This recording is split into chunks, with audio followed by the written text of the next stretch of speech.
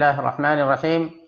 الحمد لله رب العالمين، والصلاة والسلام على أشرف الأنبياء والمرسلين نبينا محمد وآله وأصحابه أجمعين. أما بعد، فأعوذ بالله من الشيطان الرجيم. بسم الله الرحمن الرحيم. ما كان إبراهيم يهوديا ولا نصرانيا ولكن كان حنيفا مسلما. محترم سامعین، آپ کے سامنے یہ باتیں چلی آ رہی ہیں کہ نبی آخر زمان حضرت محمد صلی اللہ علیہ وسلم کے جنم سے پہلے دنیا کے مذاہب کا کیا حال تھا، حضرت محمد صلی اللہ علیہ وسلم کے آنے سے پہلے دنیا کے دھرموں کی کیا حالت تھی، اس سے متعلق آپ کے سامنے باتیں آ رہی ہیں۔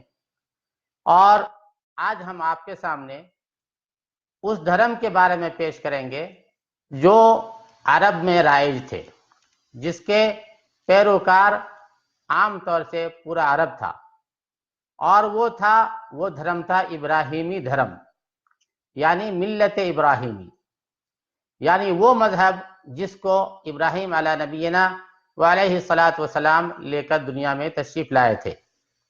اور ابراہیمی دھرم میں بھی توحید تھی۔ ابراہیم علیہ الصلاۃ والسلام نے بھی توحید ہی کا سبق دنیا کو دیا تھا۔ ابراہیم علیہ السلام کے دو بیٹے تھے، جیسا کہ آپ کے علم میں بات ہوگی کہ ایک اسحاق علیہ السلام اور دوسرے اسماعیل علیہ السلام۔ تو دونوں نبی تھے، اور ابراہیم علیہ السلام کی دعوت کو دونوں بیٹوں نے اور پھر ان کی اولاد نے دنیا میں عام کیا۔ تو سارے ابراہیمی مذہب کے پیروکار جو نبی تھے، ان سبوں نے بھی توحید کی ہی دعوت دی تھی۔ اور یہی بات عرب میں تھا کہ عرب میں بھی جو لوگ تھے وہ بھی عام طور سے ابراہیمی دھرم پر چلنے والے تھے، لیکن ان لوگوں نے ابراہیم دھرم میں بہت کچھ تبدیلیاں کر دی تھی۔ چنانچہ عرب کے عام لوگ حضرت اسماعیل علیہ السلام کی دعوت و تبلیغ کے نتیجے میں دین ابراہیمی کے پیرو تھے، اس لیے وہ لوگ صرف ایک اللہ کی ہی عبادت کیا کرتے تھے اور توحید پر ہی چل رہے تھے۔ لیکن وقت گزرنے کے ساتھ ساتھ انہوں نے خدائی درس اور نصیحت کا ایک حصہ بھلا دیا، اور پھر بھی کسی نہ کسی حد میں ان کے یہاں توحید بہرحال باقی تھی۔ یہاں تک کہ عرب میں ایک شخص پیدا ہوا جس کا نام تھا عمرو بن لوحی۔ یہ عمرو بن لوحی ایک اچھے خاندان سے تعلق رکھتا تھا اور لوگوں میں کچھ صدقہ و خیرات کیا کرتا تھا، اس لیے لوگ اس کو جو ہے بہت ہی بڑا اور پاکیزہ ہستی سمجھتے تھے۔ تو ہوا یہ کہ یہ شخص ایک مرتبہ ملک شام کا سفر کیا، شام سیریا کا اس نے سفر کیا۔ وہاں اس نے دیکھا کہ لوگ جو ہے مورتیوں کی پوجا کر رہے ہیں، وہاں جو ہے لوگوں نے مورتیاں بنا رکھی ہے، اس کی پوجا کر رہے ہیں۔ تو اس نے یہ سمجھا کہ مورتیوں کی پوجا کرنا بھی جو ہے ایک عبادت ہے، اور یہ بھی جو ہے صحیح طریقہ ہے، کیونکہ شام جو ہے نبیوں کا دیش تھا، وہاں جو ہے بے انتہا نبی اور رسول گزرے تھے۔ تو اس نے یہ سمجھا کہ مورتیوں کی بھی پوجا کی گنجائش ہے۔ چنانچہ وہ وہاں سے ایک بت لے کر کے چلا آیا، اور اس نے یہ تصور کیا کہ شام چونکہ پیغمبروں کی سرزمین ہے، یہاں پہ بہت سی آسمانی کتابیں اللہ کی طرف سے آئی ہے، تو یہاں کے لوگ جو مورتی پوجا کر رہے ہیں تو یہ بھی صحیح ہوگا۔ اس لیے اس نے وہاں سے ایک مورتی اٹھا لی، اس کا نام ہبل تھا، اور اس کو لا کے کعبہ میں رکھ دیا۔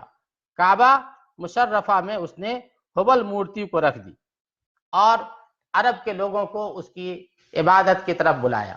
چنانچہ لوگ چونکہ عمرو بن لوحی پہ اعتماد کر ہی رہے تھے کہ یہ اچھا آدمی ہے، چنانچہ لوگوں نے اس مورتی کی پوجا شروع کر دی، اور اس کے بعد اور بھی بہت سی مورتیاں دھیرے دھیرے پھیل گئی، جیسے منات، عزا، یہ سب بتیں پورے عرب میں پھیل گئی، اور صرف مکہ ہی نہیں بلکہ پورا جزیرۃ العرب میں اللہ کی عبادت میں جو ہے شرک کی آمیزش ہو گئی، اور لوگ اللہ کی عبادت کو چھوڑ کر کے مورتیوں کی پوجا میں لگ گئے، پتھروں کی پوجا میں لگ گئے۔ صرف مورتیاں ہی نہیں بلکہ پتھر تک کی پوجا شروع ہو گئی۔ چنانچہ ایک صحابی کہتے ہیں کہ ہم لوگ جو ہے پتھر کی پوجا کرتے رہتے تھے، اور جب کوئی اس سے اچھا پتھر مل گیا تو ہم جو ہے اس پتھر کو چھوڑ کے اس دوسرے نئے اچھے پتھر کی پوجا شروع کر دیتے تھے۔ تو اس طریقے سے پورے عرب میں جو ہے شرک جو ہے پھیل گیا، اور ملت ابراہیمی جو ہے توحیدی دعوت جو ہے چھپ کر کے رہ گئی، اور لوگ اس سے دور ہو گئے۔ اب لوگ کیا کرتے تھے؟ مورتیوں کے ساتھ لوگوں کا کیا نظریہ تھا، کیا عبادت کس طرح سے کرتے تھے؟ تو عرب والے بتوں کے آستانے تعمیر کرنے لگے، جن کی کعبہ کی طرح تعظیم بھی کرتے تھے، اور اسی طریقے سے عرب کے دوسرے قبائل بھی اس روایت پہ چل پڑے، اور انہوں نے بھی بت کے آستانے وغیرہ تعمیر کیے، اور اس کے لیے نذر و نیاز کرنے لگے، ان سے وسیلہ ڈھونڈنے لگے، اور ان سے جو ہے دعائیں اور منت و مناجات کرنے لگے۔ یہ وہی شخص ہے عمرو بن لحی، جس کے بارے میں نبی کریم صلی اللہ علیہ وسلم نے ارشاد فرمایا کہ میں نے عمرو بن لحی خزاعی کو دیکھا کہ وہ جہنم میں اپنی آنتیں گھسیٹ رہا تھا، کیونکہ یہ شخص پہلا تھا جس نے دین ابراہیمی کو تبدیل کیا اور بت بنائے، اور لوگوں کو بت کی دعوت، عبادت کی طرف دعوت دیا، اور صاحبہ چھوڑے۔ صاحبہ ایک قسم کا جانور ہوتا تھا، وہ بھی جو ہے بتوں کے نام سے چھوڑے جاتے تھے، اس طرح سے بحیرہ، وسیلہ، یہ سب جانور ہوتے تھے مشرکوں کے یہاں، جو جانوروں کے نام سے چھوڑے جاتے تھے، اور ان کا جو ہے احترام اور عقیدت کے نگاہ سے لوگ اس کی طرف دیکھتے تھے۔ تو نبی کریم صلی اللہ علیہ وسلم فرمایا کہ میں نے اس شخص کو دیکھا کہ جہنم میں اپنی آنتیں گھسیٹ رہا ہے۔ تو بھائیوں، بتانا یہ ہے کہ عرب میں بھی توحید باقی نہیں رہی، اور ملت ابراہیمی جو ہے ختم ہو چکی تھی، اور اس میں شرک کی آمیزش ہو چکی تھی۔ غرض اس طرح پورا جزیرۃ العرب بت خانے سے بھر گئے، یہاں تک کہ ہر قبیلے، پھر ہر گھر میں ایک ایک بت ہو گیا۔ مسجد حرام جو کہ صرف خدا واحد کی عبادت کے لیے تعمیر ہوئی تھی، اس میں بھی 360 مورتیاں رکھ دی گئی، اس میں اور اس کے اطراف میں 360 مورتیاں اس کے آس پاس رکھ دی گئی۔ چنانچہ رسول اللہ صلی اللہ علیہ وسلم نے جب مکہ فتح کیا تو بیت اللہ کے گرد ساری مورتیوں کو، سارے بتوں کو توڑوا دیا اور سب کو گرا دیا۔ لوگوں کی گمراہی حد کو پہنچی ہوئی تھی، اور لوگ خدا واحد سے دور ہو چکے تھے، اور ملت ابراہیمی اپنی حیثیت کھو چکی تھی۔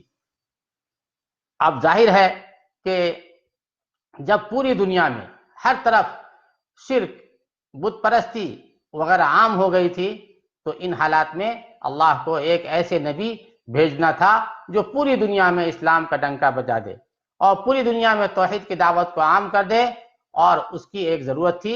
اسی ایک ضرورت کے تحت اللہ نے نبی آخر زمان حضرت محمد صلی اللہ علیہ وسلم کو اس دنیا میں بھیجا، اور محمد صلی اللہ علیہ وسلم نے اپنی ذمہ داری کو بحسن خوبی انجام دیا۔ اللہ سے دعا ہے کہ اللہ تعالی ہم سب کو عمل کی توفیق نصیب فرمائے۔ وآخر دعوانا ان الحمد للہ رب العالمین۔